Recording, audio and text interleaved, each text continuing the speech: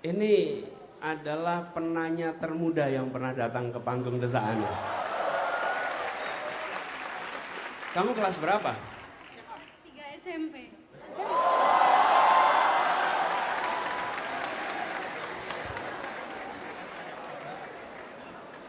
Pamit. Kamu homeschooling kamu ya? Kenapa? Homeschooling. Iya, saya homeschooling dan ini disupport sama umi saya. Jadi Mana dia, ibunya? Itu. Iya. Makasih Bu. Namanya siapa? Zia. Zian. Iya. Perkenalkan, nama saya Zia Robina, panggilannya Zia. Usia saya masih 15 tahun. Dan maaf Pak nih, saya belum bisa nyoblos. Coba saja saya udah 18 atau 17, mungkin saya sudah nyoblos ya Pak. Tapi ternyata saya belum bisa. Tapi saya sebagai masa depan bangsa putra-putri Indonesia ini sudah mulai mempelajari calon pilpres nanti di tahun 2028 atau 2029 mungkin ya. Keren ini.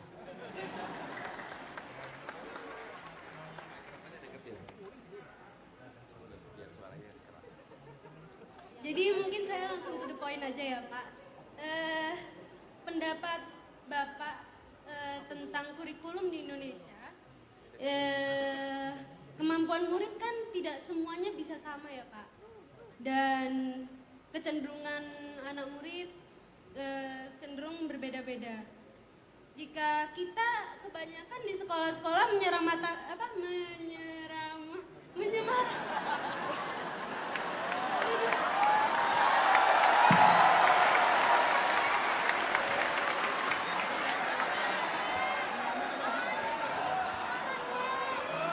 Tepuk tangan dulu dong. Iya. masih grogi Ini Pak. enggak, ini keren. Yang mahasiswa kesini belum tentu bisa pegang mikrofon nggak goyang, betul nggak? Iya. Saya dulu SMP begini, maju ke depan, tanya Pak Jono tuh, maju ke depan pegang kertas bergetar kertasnya. Ini Zia ke depan, tenang pegang mikrofon, ngomong dengan baik, top kamu. Yuk terusin. Jadi saya dulu pas TK kecil ada kesusahan Pak dalam membaca, belum bisa. Sedangkan TK kecil ini mereka masih di masa bermain Pak. Dan kebetulan saya masih belum bisa baca. Tiba-tiba posisi juga baru pindah dari kota lain ke pindah kota ya.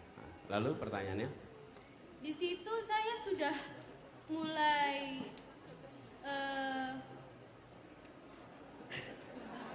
di situ saya sudah mulai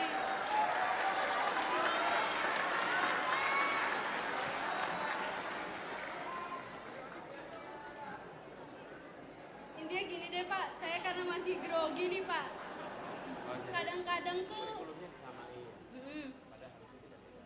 iya.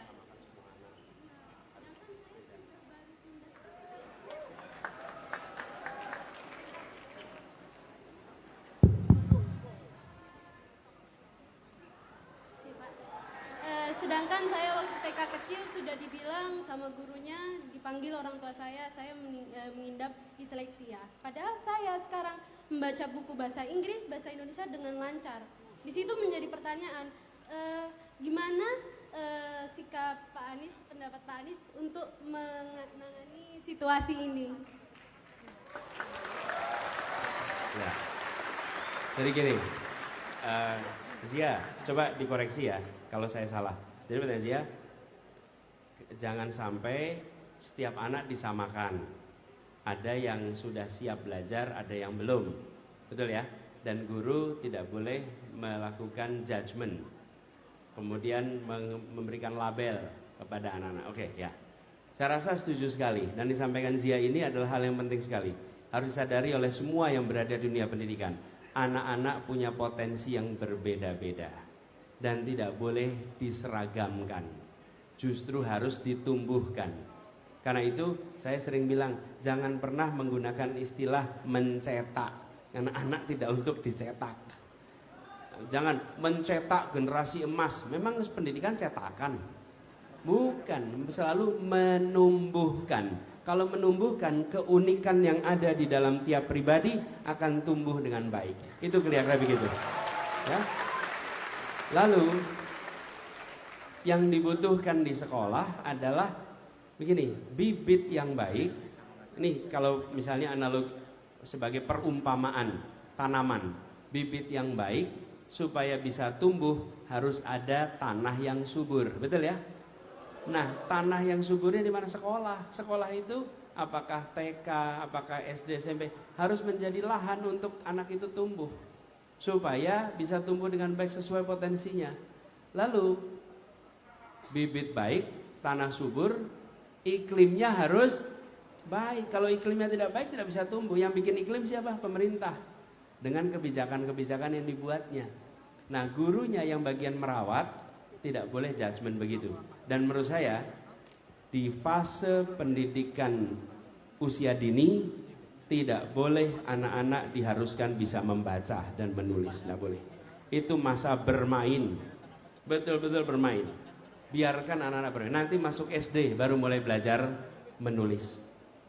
Dan pengalaman saya pribadi, saya ini masuk TK umur 3 tahun, baru masuk SD umur 7 tahun, jadi 4 tahun TK-nya itu. Cum laude itu TK. Kalau kuliah itu kan makin cepat makin dapat cum laude kan. Kalau TK makin lama itu makin cum laude. Jadi saya masuk TK 3 tahun di TK Aba di Dagen. Kemudian habis itu masuk TK Masjid Syuhada. Dan saya baru belajar baca tulis itu SD kelas 1. Saya beruntung sekali. Kenapa? Orang tua saya tidak pernah memaksa saya untuk calistung waktu TK. Guru saya tidak pernah memaksa calistung di saat usia TK.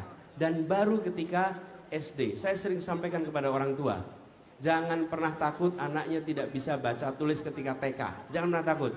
Kenapa? Ini contohnya nih. Alhamdulillah besarnya bisa baca dan bisa tulis. Ini contohnya nih. Nggak ada yang namanya terlambat belajar calistung. Justru itu kesempatan bermain yang harus dijaga. Jadi Zia, saya setuju. Kapan-kapan kamu bikin tulisan soal itu, biar jadi pengalaman buat semuanya, ya. Oke, makasih Zia. Saya boleh tanya nggak sama kamu?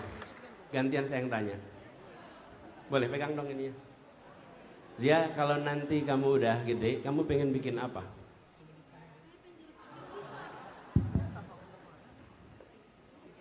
Kamu pengen jadi apa? Pengen bikin apa? Ubah fashion industri muslim. Wow. Pengen mengubah fashion industri muslim. Diubah jadi gimana? Kiblatnya tuh ke Indonesia istilahnya. Tapi mungkin ya karena Indonesia udah populasi pertama muslim di Indonesia ini, sudah ada, gerakannya sudah ada, tapi saya pengen mengembangkan lagi ke situ. Dari fashion sebagai muslimah yang pengen ngikutin syariat Islam dalam berhijab, jadi kita saling support dan saya sekarang sudah mulai dari homeschooling, saya sudah disupport sama ibu saya dan nama brandnya Zira, tapi belum mulai Pak, karena juga saya mau memasuki sekolah dulu, SMA, terus SMP, jadi mungkin kuliah saya mungkin mulai. Wah, top, man. Jadi Zia ini nanti mau dorong untuk Jadi teman-teman sekalian, begini, ketika potensi ada, cita-cita ada, soal kemauan aja insya Allah jadi kenyataan, ya. Selamat, ya. Selamat ya. Ibu selamat Bu ya, udah didik anaknya dengan baik, Masya Allah.